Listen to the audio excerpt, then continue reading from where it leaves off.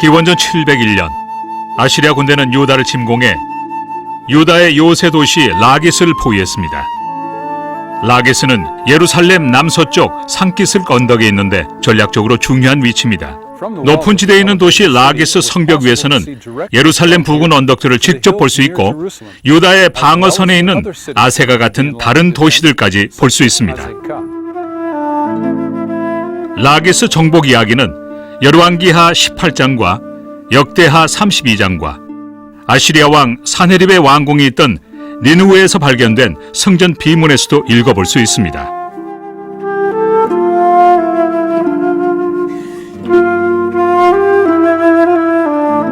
아시리아 군대는 성벽 가까이에 흙언덕을 만들었습니다.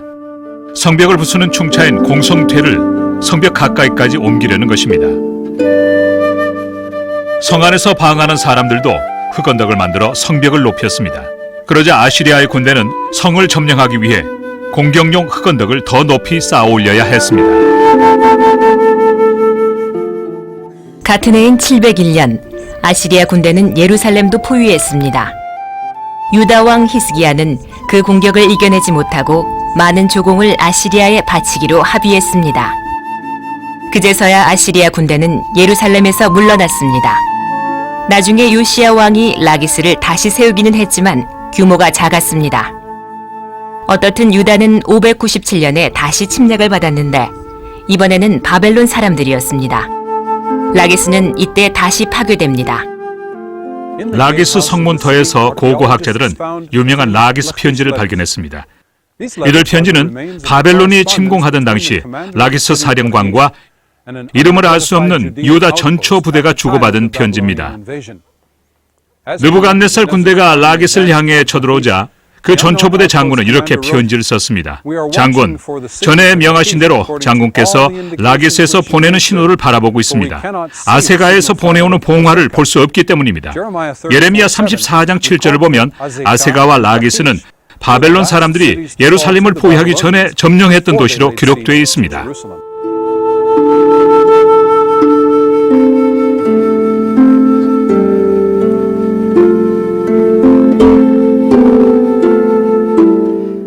많은 고대 도시들은 높은 방어용 성벽으로 둘러싸여 있습니다. 공격하는 군대는 사다리를 이용하여 요새의 꼭대기로 올라가려고 했습니다. 때때로 큰 망치나 도끼로 성벽을 부수고 들어가기도 했고 성문을 부수거나 불태우고 들어가기도 했습니다. 그러나 대부분 공성퇴로 성벽을 부수고 뚫고 들어갔습니다. 성벽이나 성문이 무너질 때까지 무거운 통나무로 만든 공성퇴로 성문이나 벽의 어느 한 지점을 계속해서 치는 것입니다. 이 때문에 성사람들은 이런 무기를 성벽에 대지 못하도록 가파른 언덕에 도시를 세우곤 했습니다.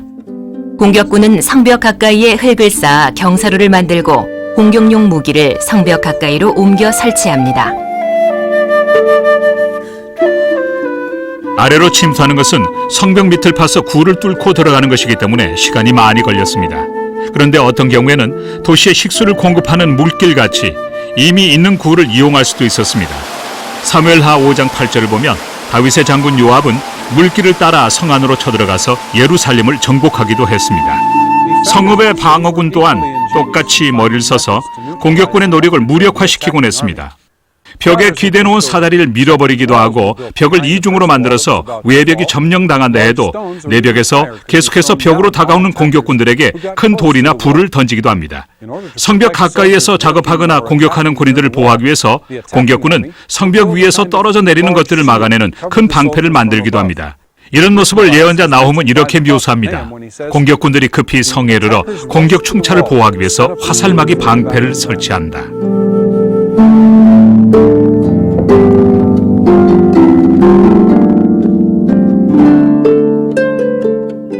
열왕기하 17장을 보면 아시리아 사람들이 기원전 8세기 말 북왕국 이스라엘을 정복한 후 많은 이스라엘 사람들을 아시리아 제국의 다른 지역으로 강제로 이주시켰다고 기록하고 있습니다.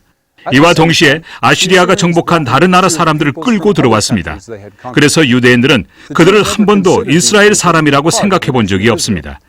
그들이 살던 곳의 수도가 사마리아였기 때문에 여러 고대 기록에서는 그들을 사마리아인이라고 했습니다. 사마리아는 그리심 산과 에발산 근천덕에 있던 도시입니다.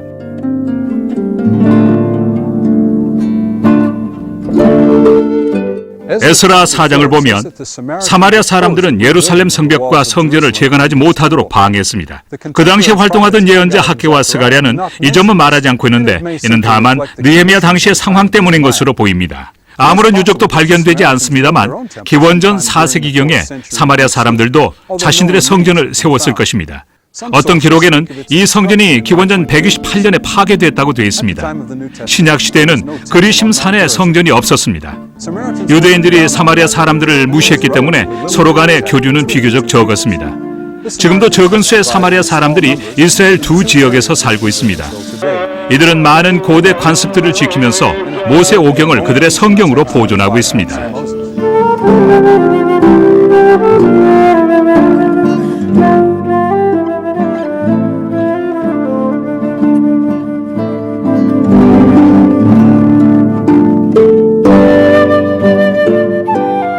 유다 왕 요시아는 철저하게 종교 개혁을 한 인물로 잘 알려져 있습니다. 그는 예루살렘에서만 주님을 섬기라고 했고 예루살렘 주변 지역의 예배 장소들을 모조리 없앴습니다. 게헨나 계곡에 있는 바로 여기와 같은 장소로서 다른 예배 의식을 거행하던 곳입니다. 이런 곳에서 드리던 다른 예배 의식에는 여러 종교의 요소들이 뒤섞여 있었습니다. 이런 예배 형태를 혼합적 형태라고 합니다. 이전에는 각 마을과 성읍마다 바마라고 부르는 특별한 예배의식의 장소가 있었습니다. 사람들은 이곳에서 희생제사의 음식을 먹고 다른 예배의식들을 행했습니다. 바마라는 히브리어는 성소를 가리키거나 제물을 드리는 장소를 나타내는 일반적인 말이었습니다. 열왕기상 8장에 나와 있는 대로 성전이 세워지기 전에는 이 말이 긍정적으로 사용되었습니다. 하지만 성전을 세운 뒤부터는 열왕기상을 읽어보면 이런 예배 장소를 비난했습니다. 오직 예루살렘에서만 주님을 섬겨야 한다는 것입니다. 요시아 왕은 성전을 보수하라고 명합니다. 성전을 보수하다가 거기서 일꾼들은 두루마리 하나를 발견합니다. 열왕기하 본문에서는 이 두루마리를 율법책이라고 합니다.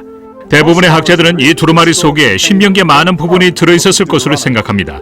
요시아는 유다와 온 이스라엘 사람들이 모였을 때 이 두루마리를 큰 소리로 읽게 했습니다. 공평한 것이죠.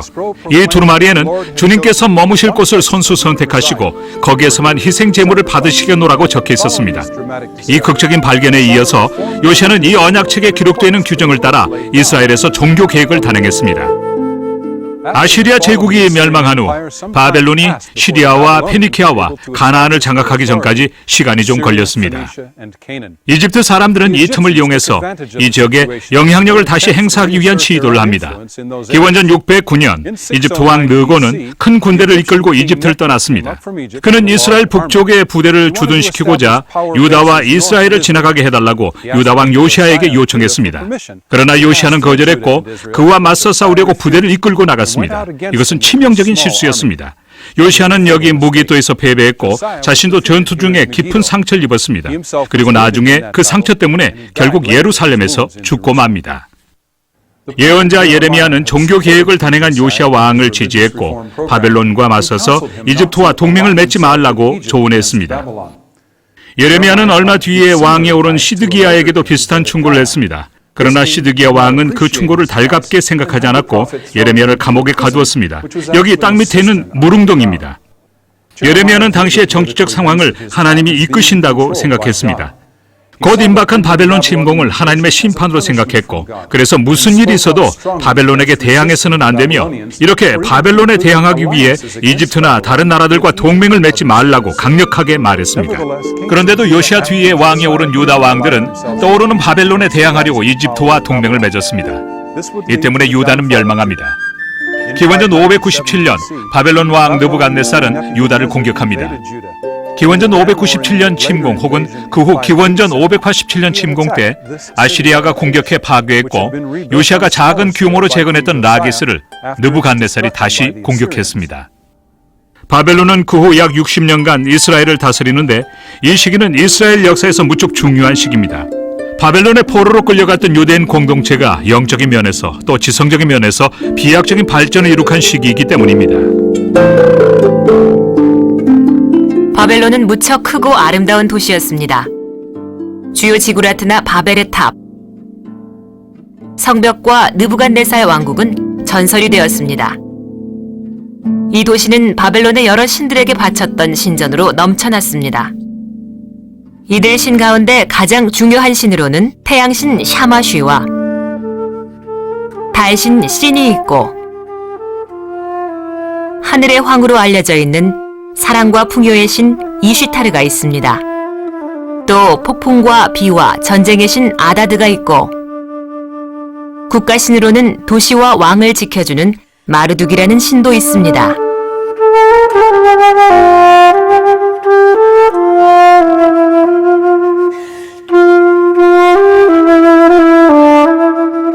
바벨론 신상들은 금의 다이아몬드로 무늬를 박아 넣어 만들었습니다. 그리고는 신전 깊숙한 곳에 모셔놓았고 그곳에서 사제들이 이 신상들을 돌보고 씻기고 거기에 음식을 바치고 예배를 드리곤 했습니다. 일반 백성은 1년에 딱 한 번 신전 밖으로 모시고 나온 신상들을 볼 수 있었을 뿐입니다. 신상들을 수레에 싣고 신전에서 강으로 내려가기도 했습니다. 신상을 모시고 강까지 다닌 길을 행차길이라고 불렀습니다. 이 길은 신들만 다닐 수 있는 아름다운 길입니다. 웅대한 이슈타르 문을 통과하여 행차 행렬은 강까지 오르내렸습니다. 그 문에서 백성들은 아다드와 마르둑 신상을 구경할 수 있었습니다. 마르둑은 용의 모습으로 만들었습니다. 머리는 뱀의 모양이고 꼬리는 전갈 모양으로 그리고 뒷다리는 독수리 모양으로 또 앞다리는 사자 모양으로 만든 신상입니다. 날씨를 주관하는 신인 아다드는 들소의 모습을 본떠 만들었습니다. 이 신은 생명력과 예측할 수 없는 앞날을 상징했습니다. 여러 벽에 있는 사자들은 여신 이슈타르를 상징했습니다.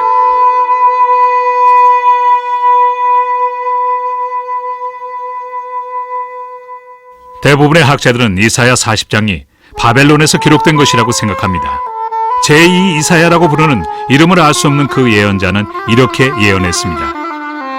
광야에서 여호와의 길을 예비하라. 사막에서 우리 하나님의 대로를 평탄케 하라. 여호와의 영광이 나타나고 모든 육체가 그것을 함께 보리라. 이스라엘의 하나님은 특별히 준비한 큰 길로 오실 것이고 모든 사람이 그분을 뵐 수 있을 것입니다. 큰 길은 포로들이 바벨론에서 광야를 거쳐 고향 예루살렘으로 돌아오는 길입니다. 바벨론 행차길은 이 예언자가 말하는 길을 가리키는 듯합니다. 하나님의 영광은 이렇게 금 신상들을 통하여 드러나지 않고 해방받은 포로민 유대 공동체의 귀환을 통해서 드러나리라고 예언자는 말한 것입니다. 에스겔은 바벨론에 포로로 끌려간 유대인들과 함께 살았던 또 다른 예언자입니다. 포로기 초기에 예언 활동을 한 인물입니다. 그는 바벨론 사람들이 파괴한 성전을 대신해 세워질 이상적인 성전에 대해서 예언을 했습니다.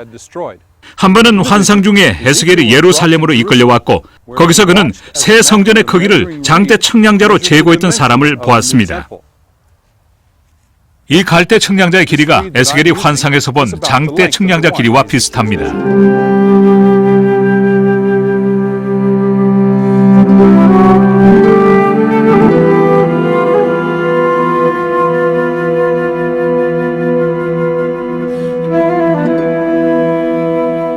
신바벨론 제국은 오래가지 못했습니다. 기원전 539년에 갑자기 멸망했는데 아마도 몇몇 바벨론 고관들이 적국 페르시아와 손잡고 멸망시키지 않았을까 짐작합니다. 페르시아 왕 고레스는 그해 10월 30일에 바벨론으로 입성합니다. 많은 사람들이 그를 해방자로 생각했습니다. 이사야서를 읽어보면 그는 주님께서 기름 부은 자로 나옵니다. 포로들을 해방시킬 하나님의 도구라는 것이죠. 고레스는 아우라 마즈다를 최고신으로 또 자신의 수호신으로 섬겼습니다. 그런데 이 신은 성경에 나오지 않습니다. 페르시아 왕들의 신상과 부조를 보면 왕의 머리 위에는 원형 모양을 하고 있는 날개 달린 태양이 있습니다. 이 태양은 사람의 머리를 하고 있고 새의 발톱을 지니고 있습니다. 많은 학자들이 이 상징이 아후라 마즈다를 나타낸다고 말합니다. 고레스는 신바벨론 제국을 정복하고 소아시아의 리디아 왕 크로이소스를 쳐붓습니다. 그리고는 전설적인 리디아 왕국의 보물을 모조리 차지합니다. 고레스가 죽을 즈음 그의 제국은 메소포타미아, 페니키아, 이스라엘, 오늘날의 이란 지역, 그리고 소아시아 전역까지 뻗어 있었고 그리스의 도시로 번성했던 에베소와 밀레투스까지 포함하고 있었습니다. 고레스는 그의 가문 아키메니드의 고향 파사르가드에 묻혔습니다. 기원전 525년 고레스의 아들 캄비세스는 비옥한 초승달 지역을 모두 장악했습니다. 그 광활한 제국의 영토는 에티오피아에서 인도 접경 지역인 인더스강까지 뻗어 있었습니다. 그 전에 이렇게 넓은 제국은 없었습니다. 아시리아와 바벨론이 차지하고 있던 영토보다도 더 넓었기 때문입니다. 페르시아인들은 약 200년 동안 패권을 장악했습니다. 페르시아 왕은 에스더기의 배경이 되는 수산에서 한 해의 대부분을 지냈습니다. 여름 몇 달 동안은 수산의 뜨거운 날씨를 피해 수산에서 북동쪽으로 600km쯤 떨어진 자그로스 산맥에 있는 엑바타나라는 도시에서 지내기도 했습니다. 후대 전승에 따르면 에스더와 모르드게는 엑바타나에서 묻혔다고 합니다. 이 고대 도시는 오늘날 하마단이라는 도시에 해당합니다. 엑바타나는 페르시아인들과 가까운 부족인 고대 메데인들의 예수토였습니다. 신바벨론 왕국 말기에 이들은 강력한 국가를 형성했습니다. 고레스 대왕의 어머니는 바로 이 메데 왕의 딸이었습니다. 고레스는 페르시아와 메데를 통합해 강력한 연맹을 형성했습니다. 메데인들과 페르시아인들은 본디 유목민이었습니다. 이들은 겨울철에는 크고 작은 가축대를 몰고 낮은 지대로 이동해 지내곤 했습니다. 여름이 되면 그 가축대를 몰고 다시 산악지대로 이동했습니다. 수산의 주변 지역에는 엘람인들이 살았습니다. 엘람은 기원전 2000년대의 강력한 국가였습니다. 엘람 문화는 메소포타미아 문화와 닮았습니다. 수산 부근에 있던 지구라트를 현재 재건 중인데 이것은 엘람인들이 고대의 어떤 사람들이었는지를 말해주는 유적입니다. 고고학자들은 지금도 이들의 문화 유적지를 발굴하고 있습니다. 엘람인들 또한 페르시아 제국에 편입되어 메데인들과 함께 페르시아 권력 구조의 중추적 역할을 했습니다. 페르시아 왕들은 을의 거대한 신상들을 만들어 자신들의 힘과 영광을 드러냈습니다. 다니엘서를 보면 다리오 왕 2세가 그의 신하들에게 그런 신상에게 절하라고 명합니다. 다니엘이 거절하자 사자굴에 던져 넣습니다. 페르시아 왕 가운데는 개인 동물원을 소유하고 있던 왕들도 있었습니다. 사자굴은 궁전 가까운 곳에 있었던 듯합니다.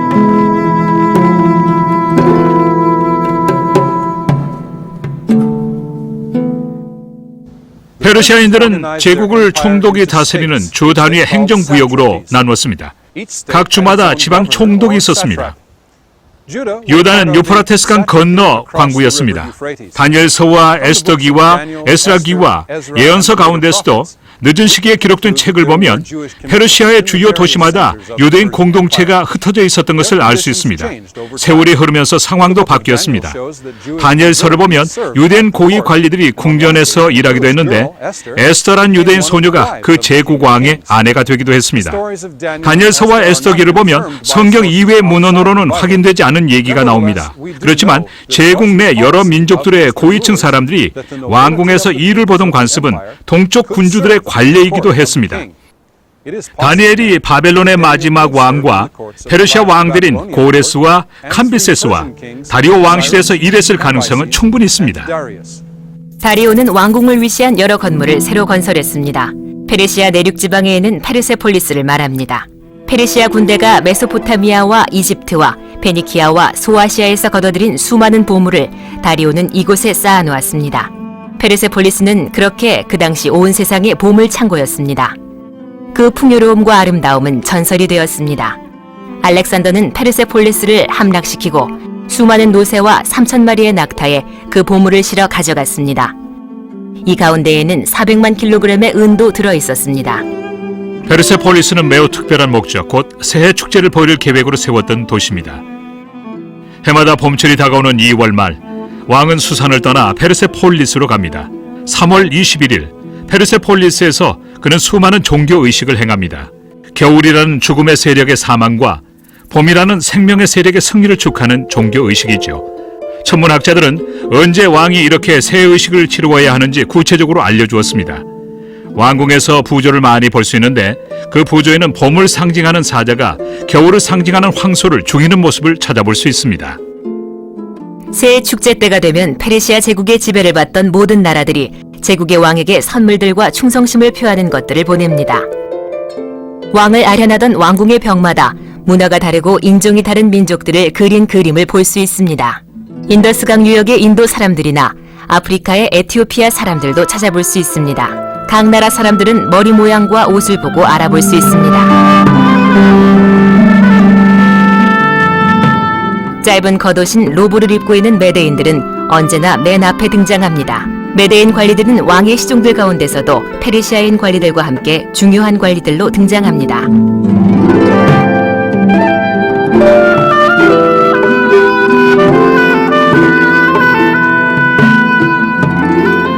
페르시아인들은 시신을 땅에 묻지 않았습니다. 그냥 바위에 올려놓고 새들이 그 시신을 먹도록 했습니다. 그리고 남은 뼈는 거두어 바위 무덤에 안장합니다. 페르세폴리스에서 멀지 않은 곳에 4명의 페르시아 왕의 무덤이 있습니다. 다리오 1세와 다리오 2세, 그리고 크세르크세스와 아닥사스다의 무덤으로 짐작되는 무덤들입니다. 성경에서 아하수에로라고 부르는 크세르크세스는 기원전 485년에서 465년까지 다스렸습니다. 그가 바로 에스더와 결혼한 왕입니다. 역사책을 보면 크세르크세스는 그리스 도시 국가들과 싸웠을 뿐만 아니라 아테네의 유명한 아크로폴리스를 약탈한 왕으로 알려져 있습니다. 그러나 결국 그는 그리스인들에게 패하고 맙니다.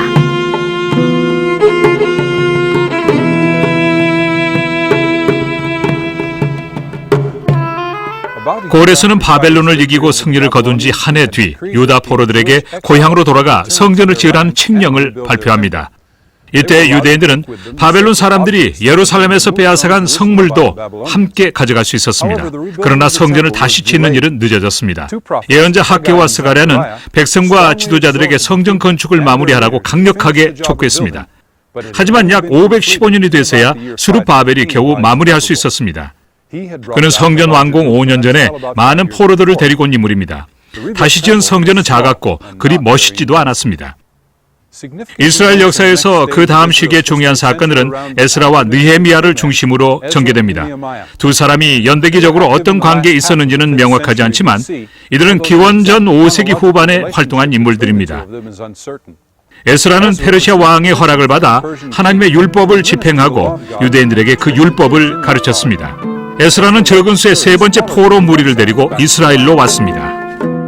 에스라는 대대적으로 사회 개혁을 단행했습니다. 유대인 남자가 이방인 여자와 결혼하는 것을 비난하는 일도 그 개혁에 포함됩니다. 에스라가 개혁을 단행했던 그 근거는 모세 오경, 곧 모세의 율법입니다. 에스라는 일반적으로 율법책을 편집한 사람으로 알려져 있는데 특히 신명기를 편집했다고 합니다. 그는 또한 역대를 썼을 수도 있습니다. 예루살렘 성벽은 바벨론 사람들 때문에 심하게 파괴되어 있었습니다. 약 150년 동안이나 그렇게 방치되어 있었습니다. 느헤미야는 페르시아 왕의 시종이었는데 왕의 허락을 받아 성벽을 재건했습니다. 느헤미야에는 주변 이방인들의 심한 반대 속에서 어떻게 단 52일 만에 성벽을 재건했는지 기록되어 있습니다. 공사를 서둘렀고 반대도 있었기 때문에 성벽은 그리 튼튼하지도 않았고 또 잘 만들지도 못했습니다. 느헤미야가 성벽의 윤곽을 얼마간 언급하고 있으며 성벽 여러 부분이 발굴되었습니다. 성경은 에스라를 제사장이면서 서기관이라고 부릅니다. 서기관은 주요 인물의 비서의 부리로 처음에는 단지 성경을 필사하는 사람을 가리켰지만 후에 성경에서 권위 있는 인물로 묘사되었습니다. 사회를 유지하려면 기록을 남기는 일이 필요합니다. 글쓰기 체계는 약 5,000년 전 수메르 사람들이 처음 고안했습니다. 수메르인들은 부드러운 진흙 토판에 뾰족한 갈대로 자국을 남겨 글을 썼습니다. 이것을 쐐기 문자라고 합니다. 쐐기 문자는 돌 표면에 새기기도 했습니다. 이집트 사람들은 상형 문자라고 하는 다른 기록 체계를 고안했습니다. 작은 그림 문자로 어떤 사물을 나타내거나 여러 소리 또는 한 소리를 나타내곤 했습니다. 그러한 상형 문자는 수백 개나 돼서 그것을 다 배우기는 힘들었을 것입니다. 특별히 교육을 받은 몇몇 사제들만이 글을 쓰고 읽을 수 있었습니다.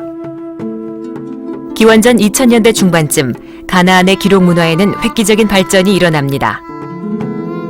자음을 나타내는 별도의 기호나 글자를 고안해낸 것입니다. 이것이 바로 최초의 알파벳이었습니다. 많은 여러 문화권에서 점차 이 위대한 발명을 각 언어의 기록 체계로 받아들였습니다.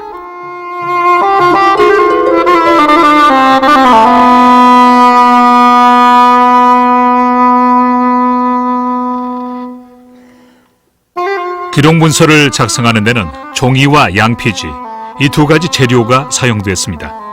종이는 보통 파피루스라 부르는 식물로 만들었습니다. 이집트의 나일강 삼각주에서 자라는 식물입니다. 때로는 10m도 넘게 자라는 키가 큰 식물에서 그 재료를 채취했습니다. 파피루스 녹색 겉껍질을 칼로 벗겨내고 얇게 잘라낸 다음 그 조각을 평평한 바닥 위에다 놓고 밀대로 밉니다. 밀대로 미인 조각들을 필요한 크기로 자릅니다. 그리고는 가루와 세로로 격자 모양으로 다시 붙여 힘껏 누릅니다. 이렇게 만든 낱장 양면을 두꺼운 천으로 덮고 누름틀로 눌러 말립니다. 구약 성경 본문을 기록한 파피루스가 사해 두루마리 가운데서도 발견되었습니다.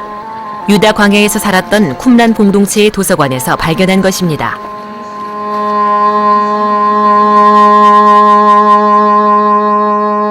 신약 본문을 기록한 수백 개의 파피루스 조각도 남아 있습니다.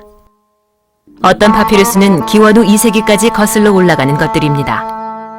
바이블이라는 영어도 페니키아의 항구 도시 비블로스에서 온 말입니다. 비블로스는 파피루스를 수출하던 항구로 유명했습니다. 양피지는 동물의 가죽으로 만든 것인데 털을 벗겨내고 그 가죽을 얇게 피워서 만든 것입니다. 이렇게 얇은 가죽을 석회로 부드럽게 만들면 매우 유연하면서도 질긴 제품이 됩니다. 양피지 두루마리는 파피루스보다 훨씬 더 질기고 오래갑니다. 사해 두루마리는 양피지에 기록하는 고대 기록 기술을 직접적으로 보여주는 증거물입니다.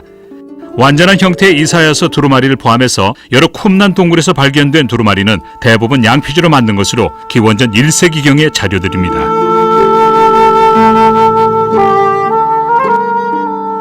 두루마리는 파피루스나 양피지를 옆으로 길게 꿰매어 만든 것입니다.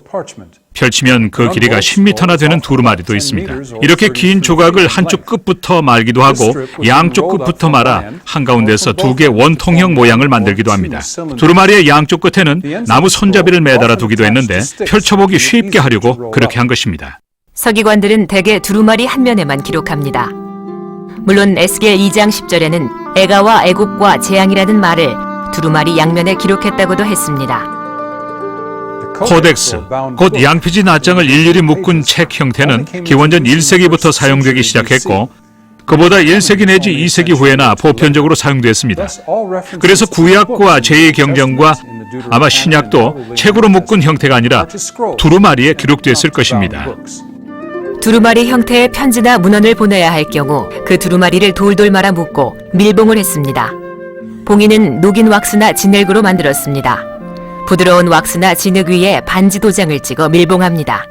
밀봉되어 있는 문헌이라는 것을 나타내기 위해 특별히 고안한 것입니다.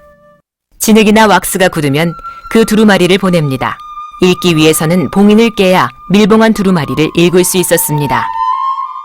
두루마리 위에는 보통 갈대로 만든 펜으로 글을 썼습니다. 펜 끝은 쪼개어 펜촉을 만들고 그 펜촉이 잉크를 머금을 수 있도록 했습니다. 펜촉은 물에 담갔다가 마른 잉크 더미에 문질렀습니다. 이렇게 하면 소량의 잉크가 펜 끝에 묻습니다. 이 과정을 되풀이하면서 서기관은 글자를 써내려갑니다. 에스겔 9장을 보면 여러 자루의 펜과 마른 잉크 덩어리를 담은 특별한 통을 언급하고 있습니다. 보존용이 아닌 짧은 문서는 평평한 나무판에 기록하기도 했습니다. 그 한쪽에 얇게 왁스칠을 했습니다. 뾰족한 막대기나 철필로 왁스칠을 한 판 위에 글을 쓰거나 표시를 남겼습니다. 왁스를 닦아내서 다시 사용할 수 있었습니다. 대부분의 구약 본문에서는 이들이 비유적으로 언급되지만 일부 구절들은 진흙이나 금속이나 돌로 만든 판을 나타내기도 합니다. 이들 판에 딱딱하고 뾰족한 것으로 긁어서 말씀을 썼습니다.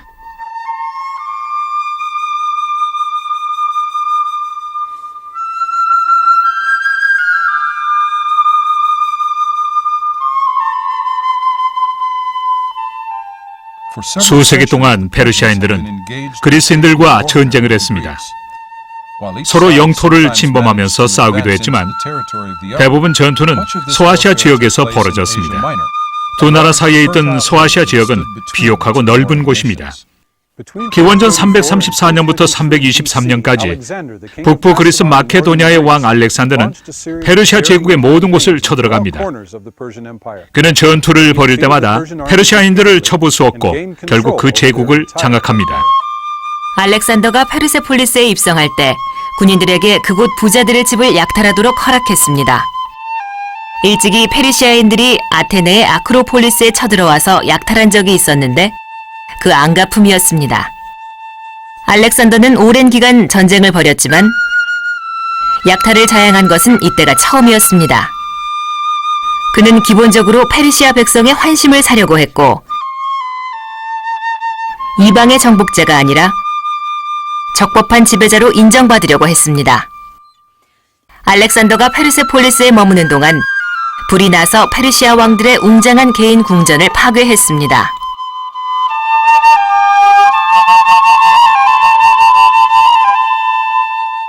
알렉산더는 또한 유다 왕국도 정복했습니다. 기원전 323년에 그가 죽자 그리스 제국은 4명의 군사령관에 의해 분열됩니다. 유다 왕국은 처음에는 이집트의 프톨레헴의 지배를 받았습니다. 기원전 3세기 초가 되자 시리아의 셀레우코스 군대가 프톨레미를 이스라엘 북쪽 파네이온에서 격파하고 유다를 장악합니다.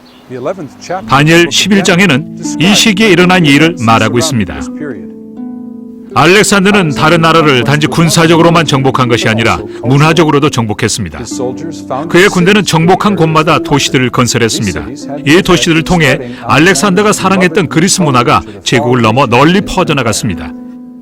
이 과정에 그리스를 뜻하는 헬라에서 온 말인 헬레니즘이 중요한 역할을 했습니다. 헬라 문화가 퍼져나간 결과로 우선 손꼽을 수 있는 것은 아람어 대신 코인의 그리스어가 무역과 외교 언어가 됐다는 사실입니다. 코인의 그리스어는 신약 성경의 원어이기도 합니다.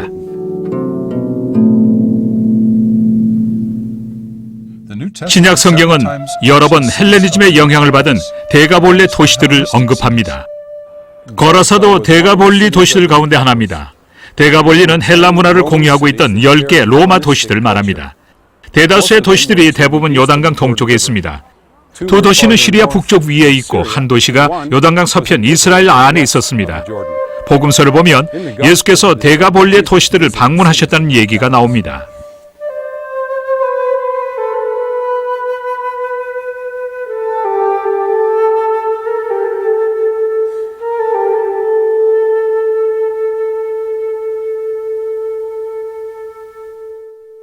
헬라 도시 폴리스의 특징은 공공시설입니다. 유대교처럼 헬라 문화도 교육을 최고의 가치로 생각했습니다. 공교육 장소는 김나지움 안에 있었습니다. 교사들은 젊은이들에게 언어와 문학에서부터 법과 음악까지 다양한 과목을 가르쳤습니다. 학생들은 알몸으로 레슬링과 체조 같은 운동을 배우기도 했습니다. 도시 곳곳에는 그리스 남신과 여신에게 바친 신전들이 있었습니다. 거라사에는 여신 아르테미스 신전이 있었습니다.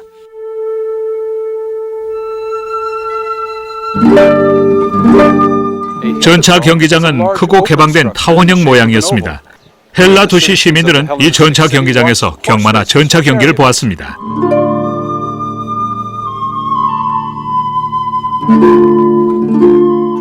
극장은 헬라 문화의 시설 가운데서도 가장 대중적인 시설이었습니다. 그 땅에는 로마 시대의 극장이 들어왔습니다. 몇몇 극장은 규모가 무척 컸습니다. 스키토폴리스라는 데가볼리 도시에는 7,000명이 앉을 수 있는 극장도 있었습니다. 신약 성경에는 극장을 뜻하는 낱말이 여러 개 나옵니다. 그 가운데 휘포크리테스라는 그리스어는 위선자를 뜻하는 히포크라이트로 음역됩니다. 무대 위에서 연기하는 배우를 가리키는 말 가운데 하나입니다. 오래된 가나안 도시나 이스라엘 마을들은 도시 계획이 좀 덜 돼 있는 것이 사실입니다. 지형에 따라 형성됐고 사람들이 늘어나면서 집 또한 자연스럽게 늘어났습니다. 이와 달리 헬라 도시들은 계획 도시로, 특히 로마 시대는 그러했습니다. 카르도라 부르는 큰 거리가 있습니다. 여기 제 뒤로 보실 수 있습니다. 이 거리를 따라 양쪽에 기둥을 쭉 세웠습니다. 그리고 관공서와 가게가 또한 늘어서 있었는데 바닥은 보통 모자이크 모양으로 장식했습니다. 가축이 끄는 수레는 돌로 덮어 만든 거리의 길에 흠을 남기기도 했습니다. 도시 한가운데에는 대개 아고라라고 부르는 광장이 있었습니다. 여기에 농산품과 옷과 여러 공산품을 사고 팔고 흥정하는 시장이 섰습니다. 시민들의 공공 모임이 아고라에서 열리기도 했고 교사들은 때때로 스토아라고 부르는 지붕이 덮인 광장 외곽 모서리에서 학생들을 가르치기도 했습니다. 기원전 168년 셀류시드 왕 안티오코스 4세가 공식적으로 유대인들의 관습을 지키지 못하게 했습니다. 그의 왕국 내에는 다른 민족에게도 그렇게 했습니다. 유대인들이 하스몬이라 부르는 제사장 가문의 지휘 아래 반기를 들었습니다. 이들이 일으킨 이른바 마카베오 혁명이 제2경전인 마카베오서와 다니엘서 11장 일부분에 기록되어 있습니다. 그 봉기는 성공을 거두었고 이후 약 100년 동안 유대인들은 그 땅에서 자치적으로 살았습니다. 기원전 2세기에는 사두개파, 바리새파, 에세네파를 포함해서 유대교 내에서 여러 종파 운동이 일어났습니다. 기원전 2세기 말 유대인들은 영토를 확장해 사마리아를 정복했고 이전에 에돔으로 불렸던 이두메까지 정복합니다. 이 지역에 사는 사람들은 강제로 유대교로 개종해야만 했습니다. 헤롯 왕은 이렇게 개종한 이두메 사람들의 후손입니다. 유대인들은 로마 사람들이 통치권을 확립한 기원전 63년까지 그 땅을 다스렸습니다. 유대는 로마의 통치를 받는 시리아 지역에 포함됐고 그 땅에서 유대인들의 독립국가 시대는 끝이 났습니다.